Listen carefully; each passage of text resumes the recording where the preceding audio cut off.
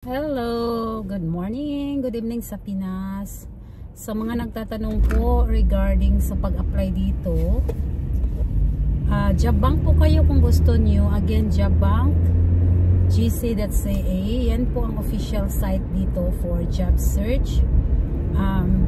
Pasahan nyo po lahat, wag nyo po gamitin ulit yung resume nyo sa Pinas. May reels din ako na share dyan kung paano gumawa ng resume dito, or kung gusto nyo, nandyan din marami namang mga YouTuber nag-share or Google. Kailangan wala po yung age, color of your eyes, yung mga personal info ha. So basically yung pangalan, address, contact number, yun po ang head, and then objective skills, and then educations and experience, yun lang naman po. And then ano pa ba, yun lang, wala na yung mga hobby, yung katulad sa Pinas. So anyway, attach, iulit ko naman na i-share, so mahirap hanapin, kalkalin ang mga lumang video. So anyway, yun pala yung nagtatanong, yung nandito na, kung mayroon kayong mga kakilala na nandito na. Nandito kami lumipat kasi 3 years ago, nandito sa Moncton, maliit lang na city, pero nandito po lahat. So way better po dito based sa experience ko ng almost 10 years sa nakatira sa Ontario, Toronto. So sandali lang, parking lang ako ha, punta ko ng store saglit. Ngayon nakachamba ko, nakapasok ako ng malaking company dito, funded by government. Isang kakilala ko dito, which is so funny guys, siya yung nakilala namin dito kasi yung anak niya, pareho din ng school sa anak ko. Mga lang sila din sa akin dati, viewers sa YouTube, kahit walang kwenta yung YouTube dati, practice lang. Ayun, nagkaibigan kami hanggang nakapasok sila sa company dito, ganito dito tulungan. Siya ang nag-refer sa akin. So ngayon, syempre kung merong naghahanap, ganun taga nangailangan, kung nandito na guys, may kakilala kayo naghanap, PM niyo lang po ako. Nagtatanggap sila ng company ng referral. So pinaprioritize nilang mga referral galing sa yung internal, kasi syempre may tiwala kaysa mag-hire sila outside na walang referral. So anyway, mayroon silang dalawang pathways. Nag-sponsor sila sa mga open work permit for EIPP lead to PR. Meron din silang New Brunswick pathways. So dalawa po lead for PR. So ang dami, majority ang mga trabahante dito, almost 1,000 sila sa isang dito lang na company. Puro po Filipino. Kung makikita niyo yung ma-share kong mga reels, mga Pilipino po. Ang gandang company kasi hindi po pressure ang trabaho, at ang daming opportunity po. Ang daming opportunity na mag-grow po yung career niyo. So really I'm so happy na mai-share ko po, kasi dati din ang kailangan ako, ganito din ang situation, di ba? So I always put my shoes to other people situation, kasi diyan din po ako galing. So kung mayroon kayo, PM lang po, i-email lang nila yung resume, and then i-forward ko sa HR. And so funny yung HR na unang interview ko, Pilipina din, taga yung tatay niya province Bohol. So instead yung ang daming tanong na question sa mga sa interview, nagchikahan na lang kami, taga Bohol ka pala, yun, proud Boholana. So anyway, sobrang bait niya. And then yeah, so tinanong ko siya kung pwede ba direct sa kanya. Yes, direct yung resume, diba? So parang kahit papaano, diba? So ngayon ay na ako sa company dyan, 1 month pa lang ako. So far so good. Kaya nag-resign ako. Yung may nagtanong ba't nag-resign ako sa part-time ko lang po, kasi nag-adjust ako ng timing as a new mom. Meron akong part-time dati as a clerk dito sa Atlantic Superstore.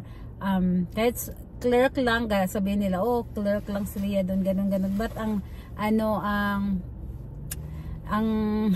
laptik naging clerk. Dito guys, wala nang position talaga, hindi na mili, basta lang may kita. Basta may pira, yun lang yun, tirahin na. So nag-adjust ako ng timing, hindi pa ako pwede mag full time dati kasi maliit pa yung baby. Ngayon na ang ganda ng timing din nila dito, 3 days work, 2 days off, 2 days off, and then 2 days work, 3 days off, 3 days work, 2 days off. So alternate. So wala pong more than 3 days na magtrabaho. So depende na sa inyo kung gusto niyo mag overtime sa ibang department, ganun. So kung gusto mag-overtime, walang limit guys kung gusto talaga ng pira. I said, I wish I know this company since before. Ganito, meron silang malaking company din sa Toronto. So, ang pangalan Organigram. Basta priority, nag-umpisa na nga sila na agency dito, pero priority nila yung mga may referral. And hopefully, ay update ko kayo guys, hopefully malaking dito, malaking chances na mag-grow ang career natin dito. So a lot of options guys, a lot of opportunity after 3 months. So priority nila ang mga internal. So kung may mga hiring na other position, ayun, nila, prioritize nila yung mga internal na nag-a-apply. So anyway, ano pa ba ang mga tanong, yung pagpunta dito for student visa, so sad to say, pero hopefully magbago din yan. Nagmahal po, tinasan ng Government of Canada ang shoe money instead 10,000 Canadian dollar, approximately 400,000 piso. Ang shoe money, hindi po yun gagalawin sa government guys. Ang ginawa namin yan ay bank certificate lang, pwede na nyo kunin. Bank certificate lang. Pumasa naman yung dalawang applicant ko at saka yung kapatid ko. So nandito yung kapatid ko sa Moncton, NBCC, as an accounting and payroll.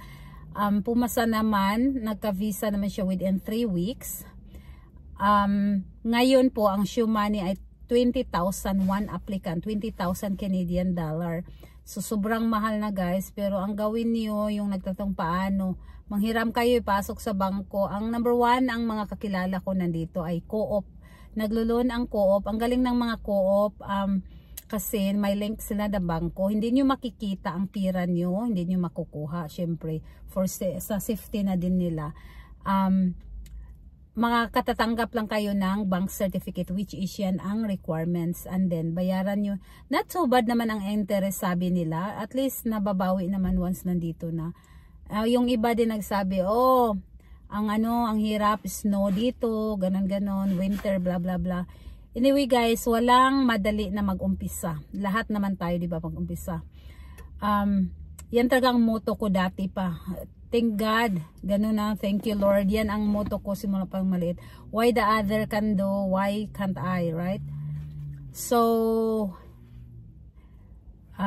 yun po, mahirap pag-una, but it's worth it guys, honestly. On my personal opinion, mas okay kasi dito, peace, tahimik, focus ka lang sa trabaho. Winter, malamig, una. Pero pag nag-winter gear, okay naman. Pero ang na-experience ko within 4 years din ako, ang katawan ko nag-a-adjust. Kasi sipin nyo, negative agad ang katawan natin, almost positive 40, diba? 38 to 40 degree. So ang katawan taga manibago. Pero so far yung kapatid ko, brother-in-law ko, except sa mga bata, ang bata kasi flexible, gusto nilang winter. Okay naman sila, nagdahan-dahan, nag-adjust. Pero mahirap sa katawan, ganun talaga. And, pero, pag naman, winter gear, kaya niready ko sila pagdating nila, nandito na yung lahat ng mga winter gear nila. Kasi I know, mahirap talaga pag mag-expose ka agad galing ka sa tropical country, diba? So, okay naman. After mga 4 season, okay na. Nag-adjust ng katawan mo. Basta lang may winter gear nga, winter jacket na pang negative 30, just in case. Tapos yung boots, warm boots, gloves and hoodie. And okay naman guys. Mainit pag nasa loob ng mga buildings.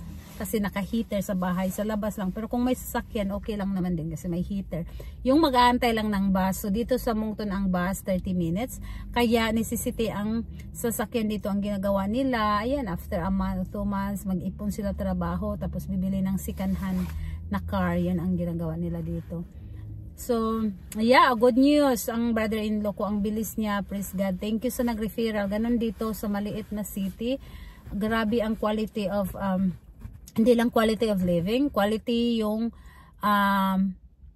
friendship or Filipino, tulungan talaga. So naka-refer, kilala ko lang din, kaya nakapasok siya within 1 week lang yun siya dito sa Canada, nakapasok sila siya agad as a technician. Ngayon, mga ano siya, yung mga tawag nito, nag-assemble ng mga main, ang tawag nito, yung mga heater, yung isolation ba ng mga, sa bahay o mga apartment. Ganun. So malaking company din, may ano din sila sponsorship for AIPP. Ayan. So praise God. Hopefully update ko kayo kung magka-PR na one day. And then naka-part-time din siya ngayon ng Home Depot hardware, yung mga gamit ng mga ano, mga gamit para sa bahay. Ayan, kasi may background din sa Pinas. So far they're doing good so far, praise God. Ngayon ay yeah, dahan-dahan na dahan-dahan, worth it talaga guys, worth it. Bakit? Ang ano kasi, buhay dito, trabaho lang, focus sa family, tahimik yung system, number 1 tapos di ka maproblema, wala akong pera for emergency, for medical, hindi po kasi cover dito, magpa-check up. Ang mahirap lang, totoo dito, mahirap lang, hindi right away, hindi katulad sa Ontario that we get used to it, na tawag ka lang, walk-in, kahit hindi tatawag, may mga walk-in clinic na sign, maka-walk-in ka, nandun ng doktor agad.